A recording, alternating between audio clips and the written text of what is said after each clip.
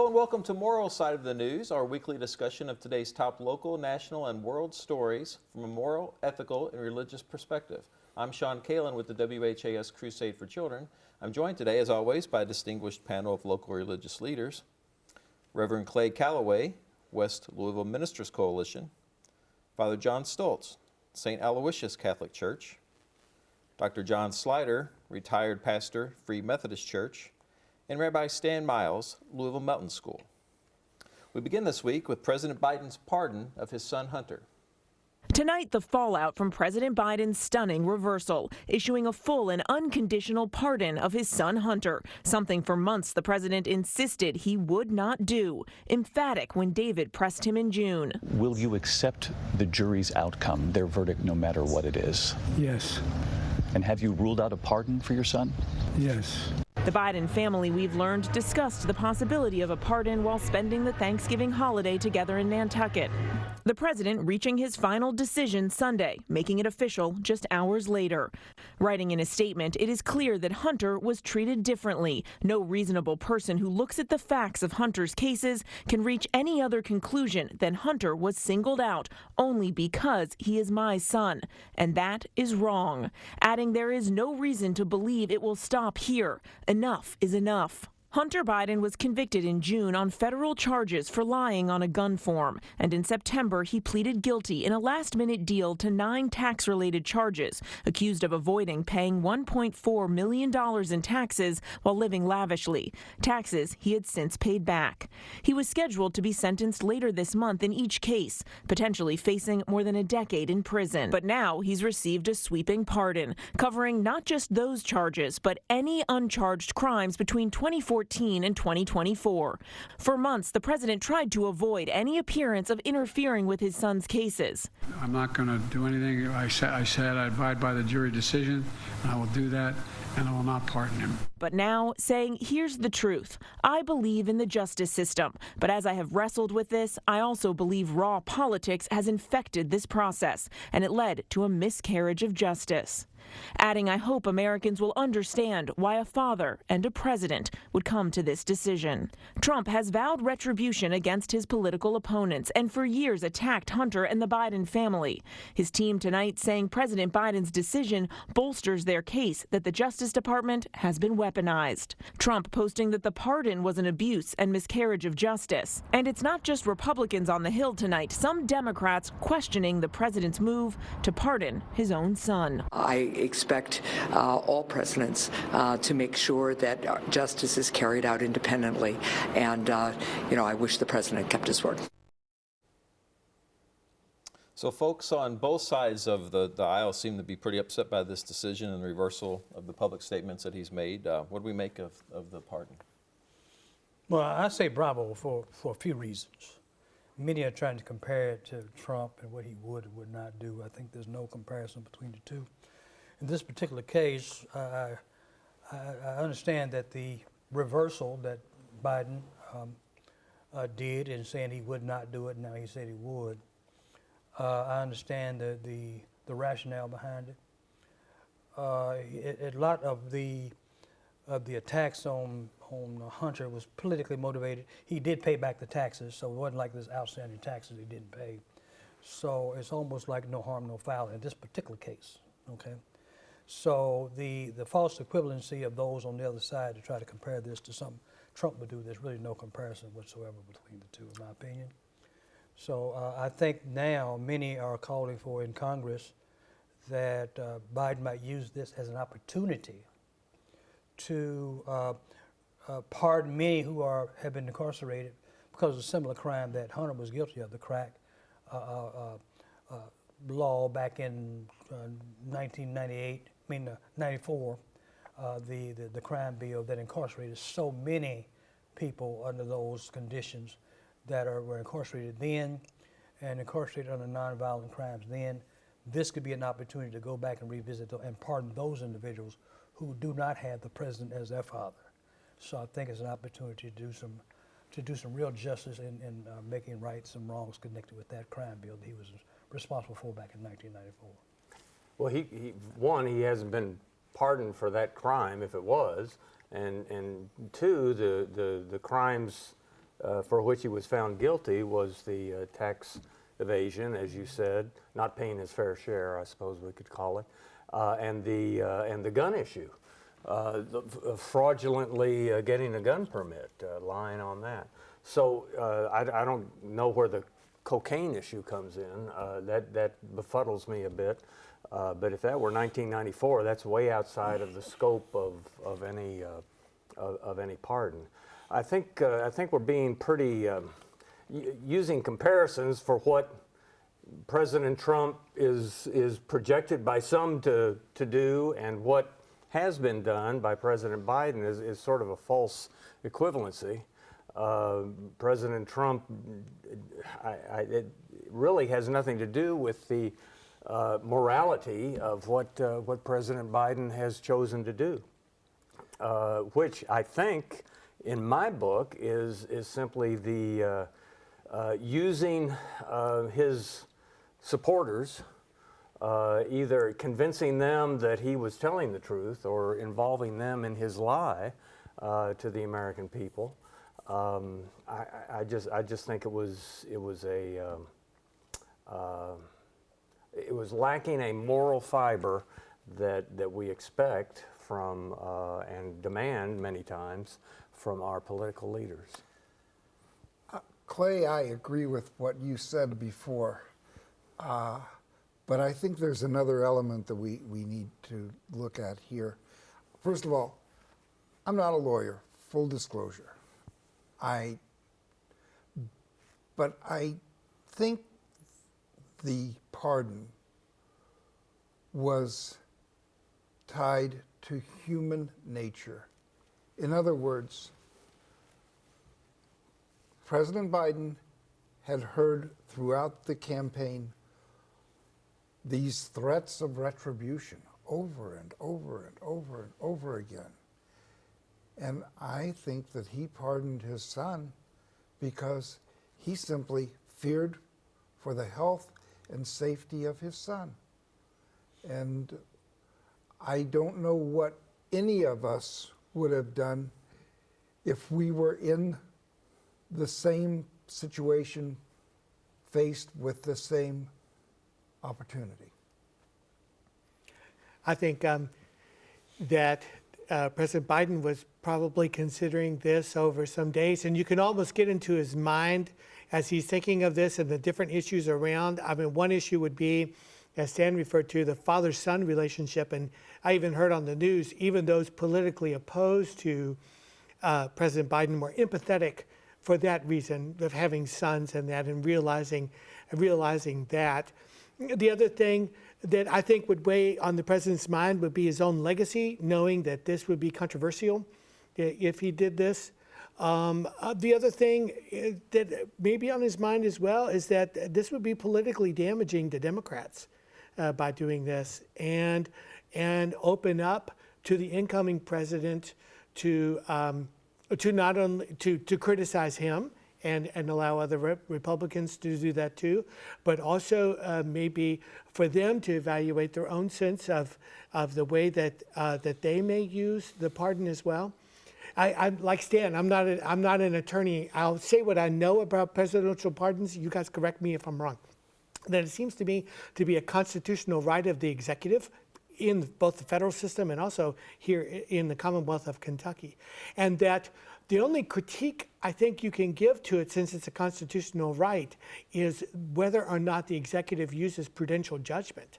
It's the prudence, and sometimes I'm guessing it's prudential. It's good to use that pardon, and sometimes it's not. It's against prudence, but nevertheless, the executive has the right to do it, and so I think all of that is probably going on within this judgment. One critique I would say is that over and again, the president stated that he would not use it, and then he did. And I think that would be up to critique as well. And that should have been considered a long time ago, because no matter what party you're in or that would be subject to a critique. Well, one thing I think this bringing up the whole issue about hypocrisy and morality, I think we can just push the delete button and using the word moral with elected officials with respect to the pardons that had been in effect threatened to be granted to the insurrectionists for January 6th. This is Trump saying that he would pardon the insurrectionists, those that have been proved. Well, they weren't found guilty of insurrection. Well, use the correct term. That's all I'm saying. I'm saying that were guilty of insurrection. No, they were not 6th, guilty of insurrection. Okay. As a part of the riots, whatever word you use, but the crimes committed on January 6th. That's fine. Okay? Yeah, for crimes. just don't use the incorrect term. But they were crimes. And he said he would pardon them, including the cop killers that were participated in that riot on January 6th. So not only that, most recently you have those that were a part of the commission, the prosecutor for the commission for January 6th, who had resigned because he knew that Trump has threatened to remove him from that whole investigation and the case. So in terms of threats about overreach of undermining justice, the rule of law, Trump has more than clearly said what he would do. This is quite different. Is worlds apart from Trump, from what Trump has already said he would do and has done. So this is an isolated case. I don't think Biden had the intent to deceive the public. I think this is an afterthought. They initially used this to establish some high moral ground, but you can't use morality ever again with presidential politics because Trump has deleted that word from the vocabulary and no longer applies. Well, let me finish. This was an action of President Biden. Let me finish. Well, if you're going to. So when it comes to anything involving morality, we can't use that word. They're only concerned about power and winning. Morality has nothing to do with presidential politics from this point forward. So with the election of Donald Trump. I guess we can't talk about presidential politics anymore. Not using morality. Okay, but this is the moral side of the news. But I'm saying you can't use it. Well, I can. Well, you can, but I'm saying it has no place. And because the re-election of Donald Trump deletes that from public discourse. That's ridiculous, Clay. I know it's ridiculous. For whatever, you have 4 years of what President Trump has said he would do and has done. Well, he suggested that Hillary Clinton should go to jail, and what did he do? Well, he's on bail now. He's a convicted felon that's on bail now. Okay, fine. You were talking about what he would do and what he wouldn't do. I'm talking about what he is. He hasn't done anything yet. Yeah, but he's a convicted felon. But that's on bail. So you're setting up, just for example, you're saying that President Trump is going to be worse, so it's okay for President Biden to do this. No, he is worse. Okay, but let's look at what President Biden did and judge the morality there. Well, do you have any opinion on that? I'm talking about what Trump is right now. He's a convicted felon. Yes. Do you have any? That's on bail and re-elected to be president. Do you have any opinion on President Biden? That says it all right there. That says it all for you. For a president. He hasn't done anything yet. He's convicted of a felon. He hasn't done any pardons like President Biden. No, but he's on bail now. You know, to say somebody else is worse and your guy is less worse does not make him moral. That's different. Worlds apart. Okay. I wonder, in the sphere of the common political memory of people, whether or not this pardon will be remembered. So I think that historians will remember it, that's for sure. People very active in politics will remember, especially if they could either use it to their advantage or fear of it for their disadvantage. I think they'll remember it. But I wonder if the comment, some years from now, if it's remembered. Not saying anything bad, but but the fact is there is so much information that comes to us. So then I wonder, in the long term, is it going to be destructive to the political party? Are people going to vote 4 years from now and say, I'm not going to vote for Democrat because of what happened with that pardon? I don't know if it will be remembered. It may need to be spoken of again by the media or someone like that who is expert and aware. But I think that memory actually could be lost on people in time. I think an event like that, and I think many events like this over time, I think they get just a little bit lost, only because there's just so much news in our cycle that we don't remember. We think of it significant right now, but I think it determines whether he uses it for good and not evil. Those, not just this case, but if he uses it to consider pardons for others who have been incarcerated unjustly, that should be considered for pardons as well. I agree with that think if too. he That's uses that as I call that I think prudential that's That's a judgment. different result. That's what it's meant proper for. use of a pardon. It's a proper use, yes.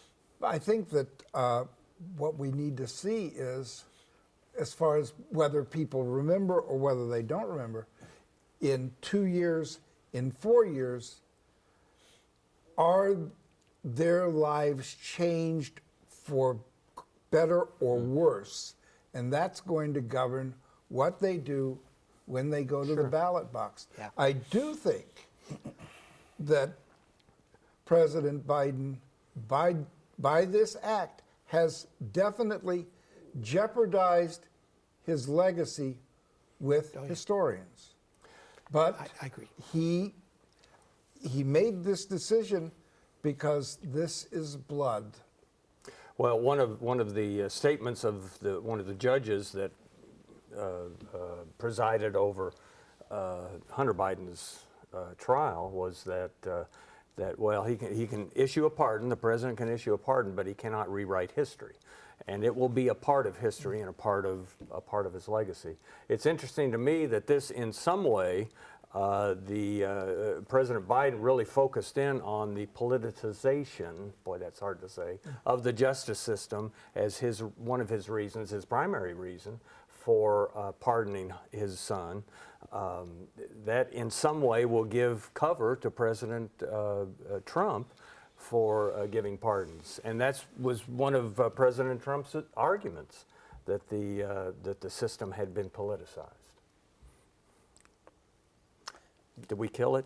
But I appreciate the conversation. I think our viewers do as well. And these are conversations that our family members are having. Boiling up, and, yeah. Oh, yeah. And it's, if we can't talk about it on this program in a civil way and show the world how to talk about it, then I don't know who can. So thank you. It was a true, honest, and good conversation. So let's move now to South Korea. We turn to South Korea and the surprise declaration of martial law this week by the democratically elected president there. Tonight, dramatic images from South Korea, one of America's key allies, after South Korea's president declared martial law. Protesters flooding the streets, clashing with police. This woman seen grabbing an officer's gun. Military helicopters hovering above the parliament building in Seoul. President Yoon Suk-yeol, a deeply unpopular leader, claiming political opponents are trying to overthrow his government. 북한 공산 세력의 위협으로부터 Yoon calling for all political activities to cease. Opposition leaders rushing into parliament, barricading themselves inside, soldiers storming the building. But just hours after Yoon's declaration, South Korea's National Assembly voted to halt the president's order. And late today, President Yoon officially backing down, lifting his declaration, pulling the military off the streets. The U.S., blindsided by Yoon's move, watching the events with grave concern. We want to see these political disputes resolved peacefully and in accordance with the rule of law. The U.S. has nearly 30,000 troops in South Korea, acting as a deterrence to nuclear-armed North Korea next door. So I think we were all blindsided by this. I mean, there's so much going on around the world: Iran, Russia, Ukraine, North Korea. We didn't expect this to happen. What do we make of our ally in the region? I'm not certain of the South Korean Constitution and its the powers of the president. I'm certainly glad that he backed down from the martial law, and it seems like some order has been restored. I hope that they follow their Constitution, and peace is maintained. Yeah, blindsided is a good word, because what's thinking me by surprise, you think of democratic governments, and South Korea has not been democratic for that long, I think, in its history. But nevertheless, you think of democratic governments that they have the exterior, that is their constitution, their systems, their institutions that help protect democracy. But you would also think that with that kind of life, that kind of way of government, that it's something interior too, like a value, something that you have. And for that to switch from a democracy to martial law seems to me that was such a surprising move, and I just left me with a lot of questions of how did it happen. I mean, we have all democracies have oppositions too, so you're going to have people on left and right, and it's meant in a democracy for them to work together and not for one side to be so opposed that all of a sudden they declare martial law. And it sounds to me like the president of South Korea was just very fearful of the opposing side. That's what I read into it. And out of that fear, that's where the declaration came, and which left me very surprised by that. It's just business as usual. The world is so incredibly unstable. And you just don't know where the next incident is going to happen and how it's going to play out. And you look at South Korea, and it's from my perspective, it seemed like a reasonably stable government with a reasonably robust economy, and then it isn't. Yeah. Well, one thing for sure, this would not take place in North Korea. You would not see that. That's a good point. It's not a good thing. There's no democratic, there's no voicing dissension about the government. There is silence and tranquility in that environment. So even this reflects a robust democracy at work. I mean, that's kind of how it works. And even in our country and in other countries around the world, you have seen democracies respond in ways like this that only happens in democracies, generally speaking. So this would not happen in North Korea. So that's, if there's a silver lining, then that's one part of the silver lining I see from this whole episode. Well, and the declaration of martial law to use the military on one's own citizens is unconstitutional here. So that certainly wouldn't occur. I don't know how tranquil life is in North Korea, but certainly it is silent, yes. And you hope they're not seeing this. Oh thinking, yeah, and finding an opportunity, to make a move here. I'm sorry to chirp in some more, but I'm a little disturbed that we were caught flat-footed. I mean, they're an ally. Surely the president might have talked to our leadership and said he was planning this, not to get permission, but to let them know. I'm surprised we were flat-footed. Yeah, I think Clay's point's well taken, though, that the fact is that it seemed to resolve itself well in democracy is back and restored, and through the work of their parliament, through the voice of the people, with a democratic vote, and kind of, within hours. So I think so I think that all of that worked out well, which is good. It seems like I saw a news item that the legislature of South Korea is now talking about impeaching the president, which I think would be normal under this. Again, there's no impeaching the president of North Korea. So that would never happen. So thanks for watching and listening to Moral Side of the News this week. Let's take it back home here. As we saw an announcement this week of a $250 million investment planned for downtown Louisville.